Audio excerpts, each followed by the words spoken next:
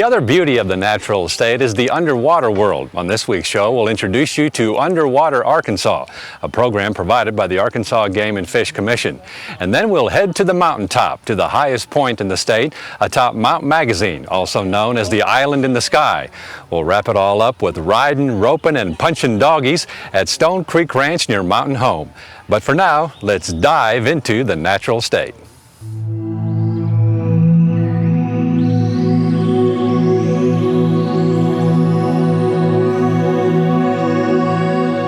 Before we actually go under, a quick lesson or two on macroinvertebrates, the insects that provide food for many of the fish in lakes. It looks like a shrimp or something. Yeah, it does. It's got to be one of those crustaceans.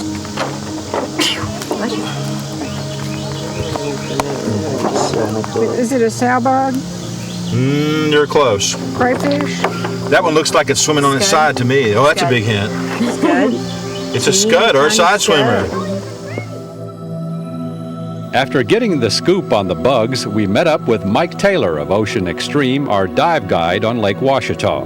Now the cool thing about the place we're going, it's all a slate rock bottom. It's actually a nice little underwater point that goes out there. It starts in about 3 feet of water and slowly slopes off to about, 18, 20 feet on each side, where you're going to get into the thermocline where the water changes temperatures. Most of your fish that you learned about, did you learn about fish today, I hope, a little bit? A little bit. Okay, cool.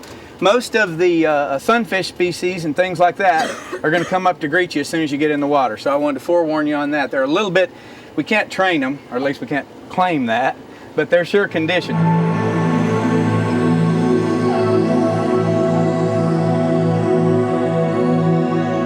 After a 10 to 15 minute boat ride, we arrived at not exactly a coral reef, but you could say a quartz reef. The other thing we have in this area, there's a big quartz vein that runs from about that cedar tree on the bank, and it comes straight down past where Bob's at and out that direction underwater.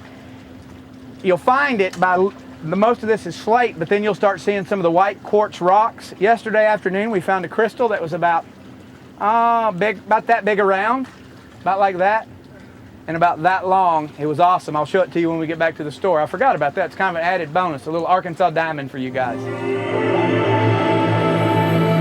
You may have already guessed, Mike Taylor of Ocean Extreme is the extreme. We like to help people enjoy the natural state from the bottom up. Now you can quote me on that if you want to. There you go. Since 2002, Underwater Arkansas has been giving snorkelers and divers a whole new perspective of the underwater environment.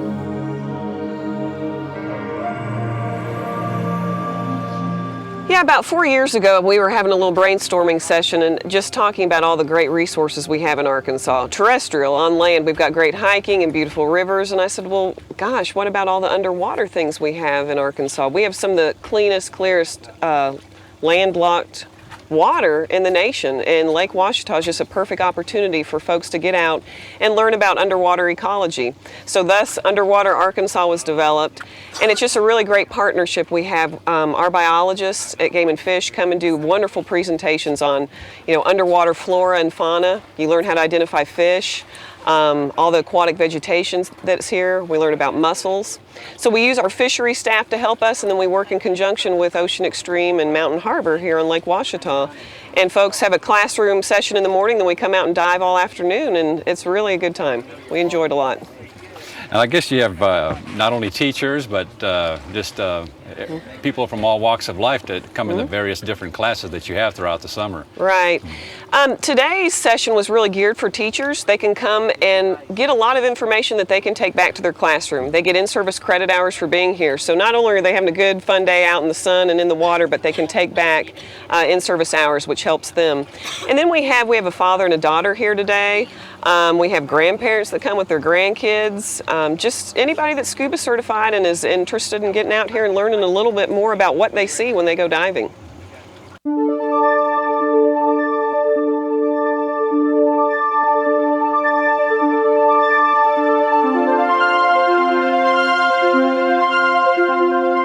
And what do they see? Fish. Fish. And the weeds. Weeds? And the boats. See any treasure?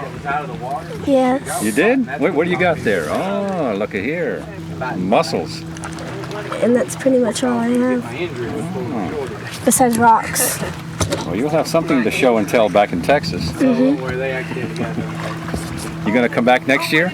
I'm hoping. You're hoping? She'll be back. You're a teacher in Rogers? Yes, teach at in Rogers at Leap Academy. And I just got on the Arkansas Game and Fish Commission website and was looking for some hours to do over the summer. And I scuba dive and haven't been diving since I moved to Arkansas a few years ago, so wanted to take it up. Where'd you move from? I moved from Charleston, South Carolina. So you did a little ocean diving. Little ocean diving, little aquarium diving. So this isn't quite like the ocean. No, not at all. But it was very, very enjoyable. Well, I have the Hooked on Fishing, Not on Drugs program in my classroom, and I learned through that there were other programs available for us to experience in the summer, and this is one we found and thought we might enjoy. Well, tell us about the outing. Well, is it all what you expected? Oh, it's wonderful, wonderful. We found all kinds of different kinds of fish and rocks and seaweed, and it's very enjoyable. No treasure? We do have treasure. We found a quartz vein, and we took some home to put in our aquariums in the classrooms.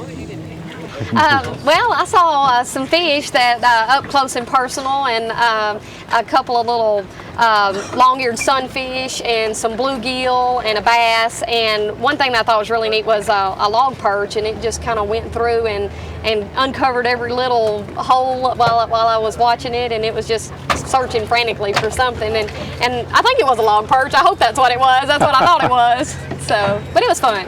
It's amazing what you can see down there and find, and you get fascinated by. Yeah, and you know, the neat thing about snorkeling or scuba is you can kind of just be still and let everything come to you and look at it a little bit closer. Yeah, some of those fish will start pecking at you. Yeah, I noticed that. And you know, there's so much of our world is underwater. Why not explore some of it? And that's just amazing that you get people out here and you never think about some of the stuff you'd discover. And you know, if it's a kid, for instance, they get to explore and they find something the first time they see it, and you get to see that amazing opportunity of discovery on their face, and just, you know, you can kind of live through that. And so it's a neat experience. It sure is. Did you see anything neat out there today? Yeah, we saw all kinds of species of fish. We saw a place where we created some habitat for fish, and you could see that the fish were really coming into that area and thriving. That's kind of neat. It is kind of a different world out there. If only more and more people could give it a shot, and they would. I think, you know, at first it sounds like it's maybe a little spooky, or it's something that a lot of people think would be really challenging, but if you just give it a chance, before you know it, you're down there and kind of the power of discovery takes over, and you realize this is not so hard. It becomes natural to you just like that.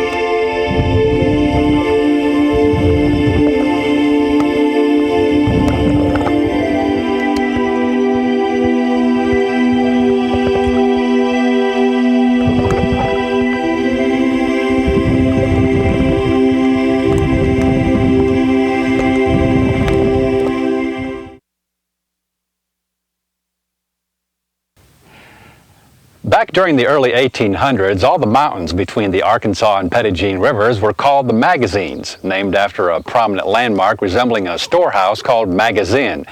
Each magazine mountain, if you will, had its official name, with the largest representing the entire range. And thus we have Mount Magazine.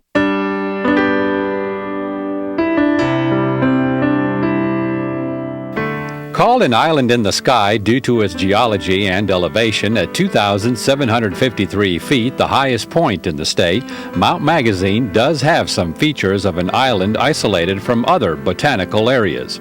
The mountain is renowned for its rare plants and wildlife, such as a new species of snail that was discovered in 1903 called the Magazine Mountain shaggreen. Then there are the butterflies. The rare Diana fritillary is the mountain's most famous resident. Mount Magazine also contains one of Arkansas's last remaining virgin forests. After moving to the mountaintop, park interpreter Don Simons couldn't be more thrilled. Well, moving to the Mountain Magazine was probably the smartest thing I ever did. I came out of the Delta and moved up here, and it's a great place to be. It's so diverse and beautiful. I have to look out at this scenery every day sometimes, and it's amazing how I never get tired of it. The plant life, the wildlife is so much to learn and to interpret to the visitors of the mountain. I hope that they can enjoy it nearly as much as I do, but it's just a wonderful place to be up here, and especially on a hot summer day like today when it's supposedly 10 degrees cooler than the valley.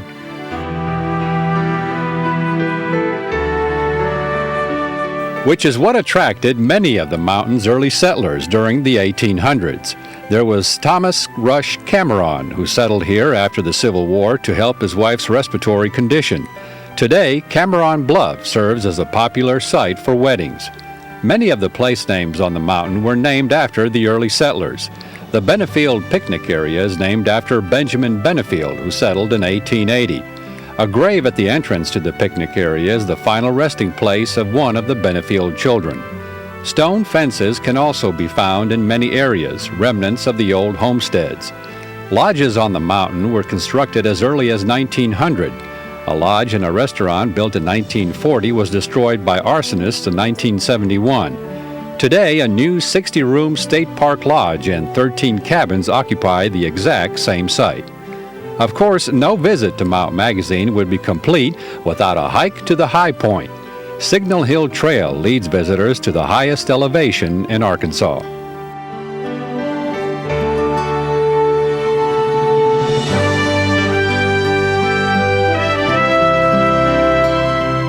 This 1.5-mile round-trip hike takes about 2 hours to complete. Joining up with a park interpreter helps in learning all about the unique plant life and some of the early settler history. Notice all these horizontal holes on these were made by yellow-bellied sapsuckers in the wintertime. And they drill these holes in this species of tree and several others in order to make the sap ooze out. And of course they drank some of the sap, but they were mostly interested in the insects like gnats and flies that are attracted to the sap. And this is a sugar maple tree. And some of the settlers here on the mountain and in the area would actually tap these in the wintertime to catch the sap in buckets, and then they'd boil it down to make maple syrup out of it. But it takes 40 gallons of this sap to make 1 gallon of syrup, so it's a lot of work.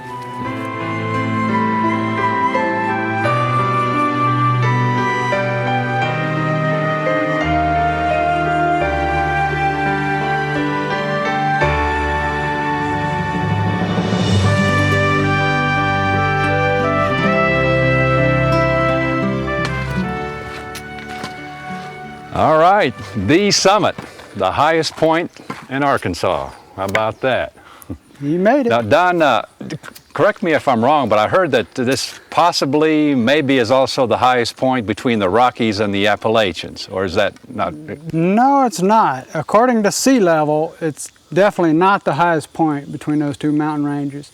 The highest point in Oklahoma, and Nebraska, Kansas are all much higher than we are, according to sea level. But we have to qualify that what they used to say is the highest point in elevation gain. But that's kind of confusing. From Blue Mountain Lake up here is over 2,200 feet, and so we're the only real mountain in this area that has that much elevation gain. But that's kind of confusing, so I think we need to just keep telling them we're just the highest point in Arkansas and be satisfied with that. The 400-square-foot stone map of Arkansas at the summit is an idea Don came up with after visiting other states' high points. Well, when I first started working here in the year 2000, I came up here, and this was a very underused trail, and there was just this little monument set in concrete and a simple little sign saying highest point in Arkansas.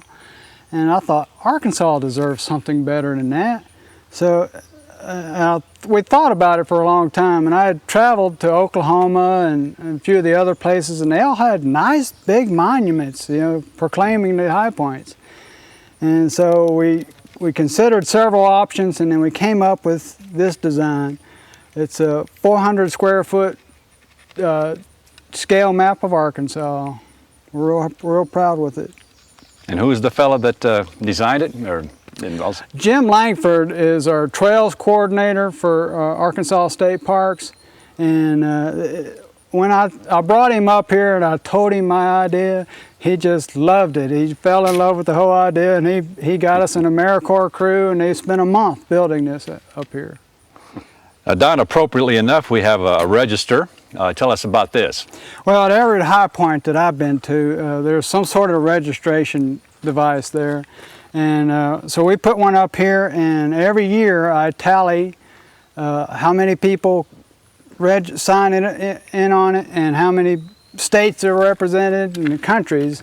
And we normally get around 48 states every year, 21 countries, sometimes more, and well over 4,000 people in the last couple of years have made this trek up here to say they've been to the highest point in Arkansas. Well, I got to do my duty here.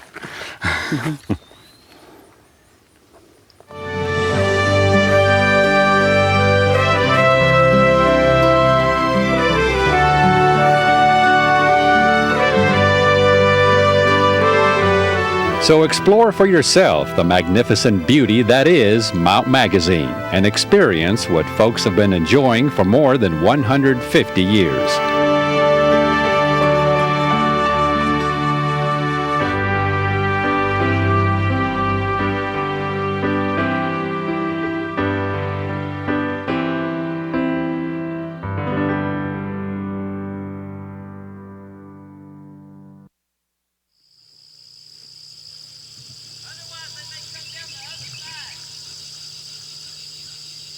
Sunrise at Stonecreek Guest Ranch near Mountain Home. Owner Arvil Bass gets horses ready for another action-packed day of Western adventure.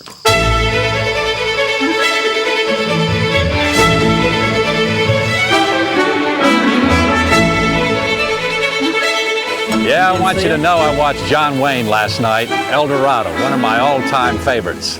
So I'm ready to go, Pilgrim.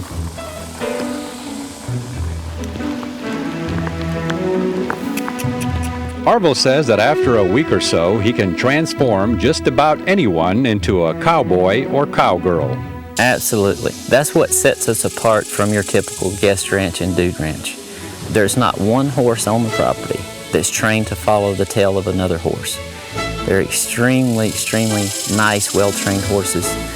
I can ride them without a bridle, and you can too, after you learn how to communicate with our horse, with our whole body. I think there's a lot of people that leave here after a week's vacation doing the horsemanship activities that go home riding better than people that have owned the horse for many years. You know, good horsemanship isn't common sense. It becomes common sense after we learn how horses think and how intuitive they are to even how we feel on their back.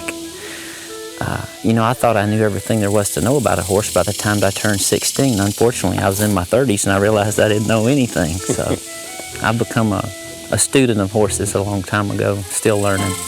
A former rodeo cowboy, Arvil also worked in the oil industry. How he ended up operating a dude ranch in Arkansas is quite the story in itself. I was working in the oil industry, like I said, and I was asked to help out on a drilling project in Colombia in South America. And it was Mother's Day 4 years ago, and I worked in the office most of the time in Bogota, but this time I was out on the location. And we got attacked by the guerrillas, the terrorists of Colombia. And pretty traumatic experience. Came really close to getting kidnapped and saw a lot of horrible things. But I guess that experience helped me figure out what's important in life. I found out what's important is not the number on the bottom of my W-2 form, not all the stuff I wanted to buy, not what year model my car was. That stuff is the farthest from our minds when we're experiencing something that we know could be the end of our life. So within 2 months, I had decided that I was going to do something that I enjoyed for the rest of my life. And it probably took another 4 or 5 months to decide what that was, but this is it. I love horses. I love horsemanship. Love people. Love sharing horsemanship with people. So this was the obvious thing. Let's start a guest ranch that's about good horses, where people can bring their horses and establish a better relationship with their horse, or people that, are new to horses. We have some really, really nice horses here for them to ride and learn to ride or ride better.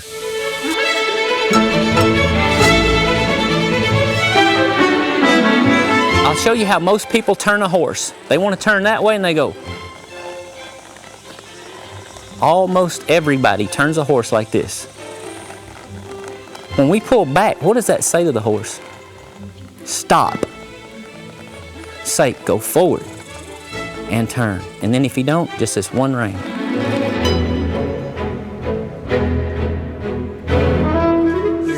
The basic riding is people that really aren't interested in an extreme learning experience. They just want to be with horses, do the trail riding thing. That comes with about 10 or 15 minutes of orientation. If they're interested, we'll spend 10 or 15 minutes each morning before we get out working on something that they want to do better. And then it's just an enjoyable trail ride. Then the next step above that is like a horsemanship experience, where we spend a couple hours a day, that's all with me, and working on their horsemanship. And then the afternoon ride, we'll go out on a trail ride and kind of practice what we learned. It's a great place to go on a trail ride to become a better horseman. There's a lot of things you can do outside. We teach people to ride cow horses. We have cutting horses here, and I'm learning to train cutting horses. I've started cutting horses for many years, but I'm kind of learning more about finishing them. You can bring your own horse here. That's becoming real popular. We have a lot of guests now that bring their horses, and they want to establish a better relationship with their horse. We have a cowboy race course. It's an obstacle course that's set up outside.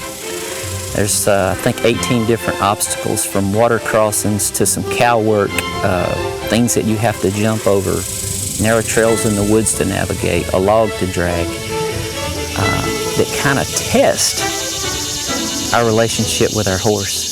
It tests our poise and our communication skills with a horse. They call me Festus. A new leadership program at the ranch is designed to improve one's effectiveness in life. That's a part of our business that we're really starting to develop. We've done 6 leadership events using horses. There's just thousands of life lessons in a horse. I've probably heard 200 mothers, when we're teaching people to ride, mom's standing over on the fence watching, and she'll say later, I need to be more like that with my kids. And I've heard men say, you know what, horsemanship is leadership. And it truly is. A horse is an animal that's full of fear, that's looking for a leader. And they do so much better in the presence of a person that's confident. Horses love confidence. They love confidence. One confident cowgirl we met shared with us what she learned. You tuck your thumb under your pocket, on your right side or your left side, it doesn't matter. And then you steer with one hand, and then you move with your thumb, because you're not holding the saddle, you're just kind of moving with your thumb, so you move with the horse's body. Yeah. So. And what do you do with your legs?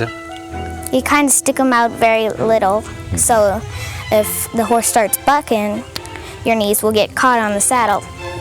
But if you squeeze, it'll just go faster. because that's telling them to go. Yeah, see, you've learned a lot. Yeah. You could probably teach somebody else how to ride.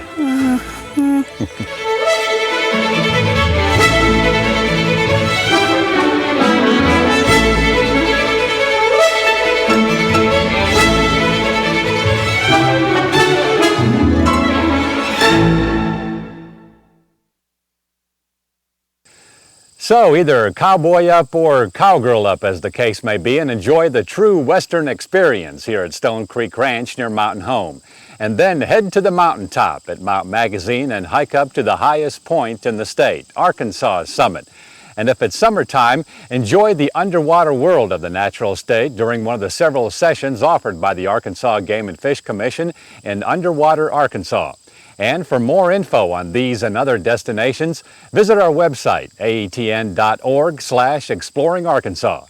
And we'll see you again the next time for another exciting adventure on Exploring Arkansas.